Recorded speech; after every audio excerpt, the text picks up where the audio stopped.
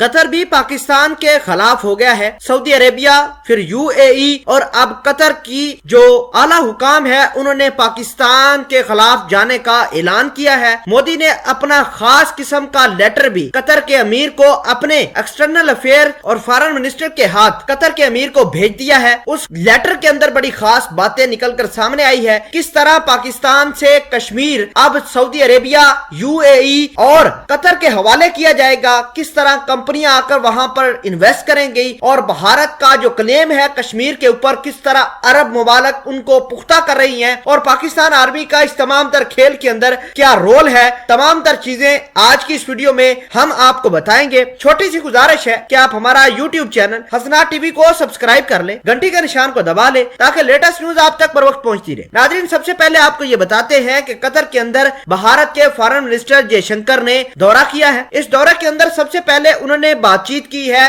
قطر کے جتنے بھی بڑے بڑے کیپٹلسٹ ہیں، جتنے بھی بڑے بڑے انویسٹر ہیں، ان کو کہا ہے کہ آپ کشمیر کے اندر آ کر انویسٹ کریں. وہاں پر ٹورزم انڈسٹری بہت بڑھیا ہے، آپ وہاں پر آ کے انویسٹ کریں. اور کشمیر کا کلیم جو بھارت کا ہے کشمیر کے اوپر، اس کو بھارت عرب ممالک کی کلیبوریشن سے پختہ کر رہا ہے. آپ دیکھیے کہ پہلے کشمیر کے اوپر UAE، بعد میں سعودی عربیہ، اب قطر نے اس کے اوپر مہر لگائی ہے اور اب بھارت کو سپورٹ کرنا شروع کر دیا ہے. ناظرین گرامی، ان انویسٹر نے اس بات کی یقین دہانی کرائی ہے کہ وہ اپنے billions and billions of dollar لے کر کشمیر کے اندر آئیں گے، وہاں پر کمپنیاں کھولیں گے اور وہاں پر معاملات آگے چلائیں گے. بات یہی ختم نہیں ہوئی. بھارت کے جو ڈیفنس آفیشل ہیں انہوں نے قطر کے ساتھ سیم UAE اور سعودی عربیہ کے ساتھ جو تعلقات فوجی لیول پر بڑھائے ہیں وہ قطر لیول پر بھی بڑھائے جا رہے ہیں. بھارت وہاں سے پاکستان کی آرمی کا انفلوئنس ختم کر کے وہاں پر اپنی فوج کا انفلوئنس بڑھا رہے ہیں. اب فیوچر کے اندر کسی قسم کی کوئی ملٹری ڈرل ہوگی یا قطر کی فوج کو کسی قسم کی ٹریننگ چاہیے ہوگی یا پھر ان کے پائلٹوں کو کسی نئے جہاز کی ٹریننگ چاہیے ہوگی تو یہ بھارت سے رجوع کریں گے، پاکستان کی طرف کبھی بھی نہیں آئیں گے. اس کے علاوہ آپ کو یہ بتا دیں کہ بھارت کے جے شنکر جو ان کی ملاقات خاص طور پر قطر کے امیر کے ساتھ ہوتی ہے اور قطر کے امیر کے ساتھ ملاقات کے اندر انہوں نے ایک لیٹر مودی نے جو جے شنکر کو دیا تھا وہ تھمایا گیا.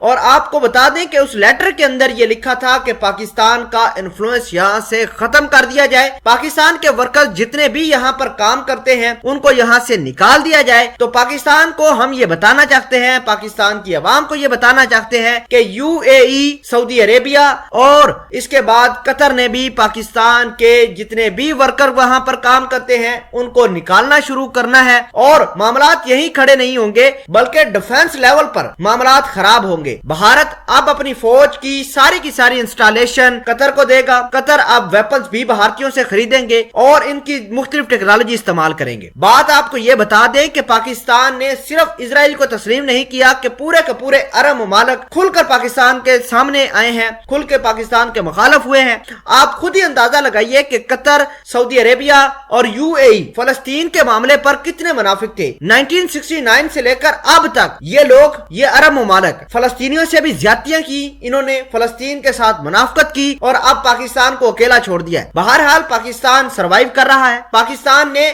سینٹرل یورپین کنٹریز، اس کے علاوہ رشیا اور چائنا کے ساتھ مل کر اتحاد بنایا ہے. پاکستان اب اپنی اٹینشن عرب ملکوں سے ختم کر کے سینٹرل ایشین، رشیا، چائنا اور اس کے علاوہ ترکی کے ساتھ معاملات آگے بڑھا رہا ہے جو کافی اچھے چل رہے ہیں. نہ صرف ڈپلومیٹک لیول پر بلکہ فوجی لیول پر، ڈیفنس لیول کے اوپر بھی رشیا کے ساتھ معاملات اچھے جا رہے ہیں.